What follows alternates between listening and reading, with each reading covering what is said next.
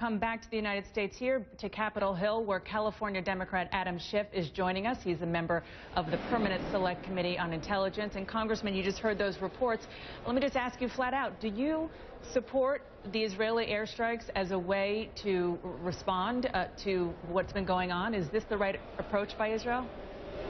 Well, I don't think Israel really has any choice as long as Hamas continues to fire rockets into Israel and put Israelis at risk. Israel has to respond in some manner. I don't think Israel wants to go to ground and have a ground invasion. They may be compelled to do it if the rocket attacks continue. But I don't think that Netanyahu could, politically or otherwise, sit on his hands while his citizens are being threatened in this way. So I'm not sure the Israelis have much choice. I hope that given the fact that Hamas has lost a lot of its patrons, this will be short-lived. But I think it'll go on as long as those rockets keep coming. And what about sending in ground troops? 40,000 Israeli reservists, military reservists, have been notified. The President, Shimon Peres, told our Becky Anderson that it's entirely possible. Is that something that you, the United States Congress, will continue to back Israel on? Well, if ultimately that's necessary, then yes. I think the United States will support Israel. We'll continue to have Israel's back in this. But again, it's obviously not something the United States is eager to see. It's not something Israel is eager to do. But I think that if they conclude there's no other way to stop these missile attacks and rocket attacks, and Hamas now has rockets that can go as far as 70 miles and threaten large parts of Israel, they'll do what they need to do to protect their country.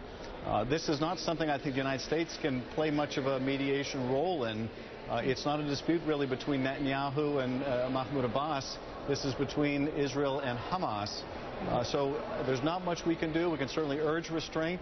But at the end of the day, Israel's going to do what it needs to do to protect its citizens. And if that means that they need to send in ground troops, then I expect that's what they'll do.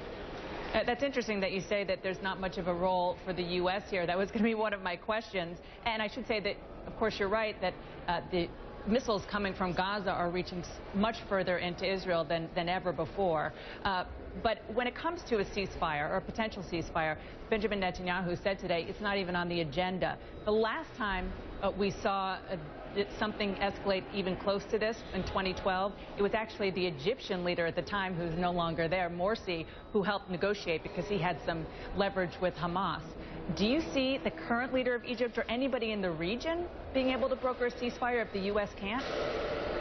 Well, Egypt is still the logical player. They have a relationship with Hamas, although that relationship has markedly deteriorated, and al-Sisi has not much regard for Hamas, so he may be in a lesser position than Morsi was to negotiate this, but he can probably still play a constructive role.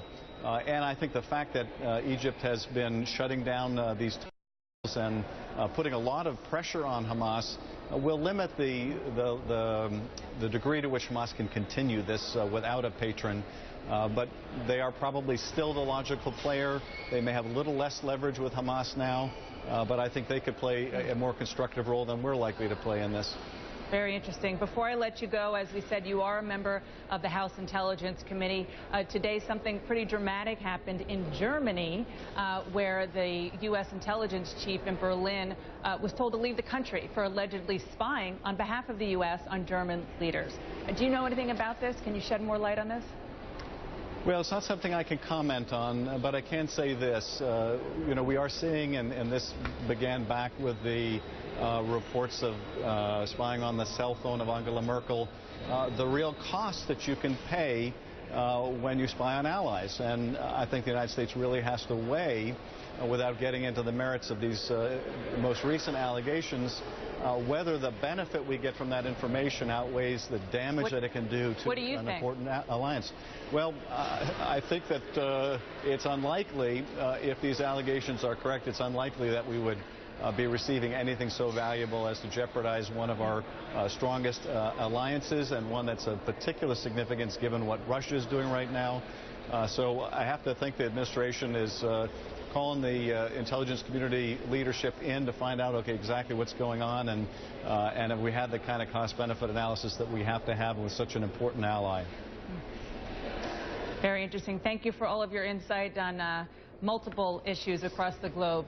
Mr. Schiff, thank you so much.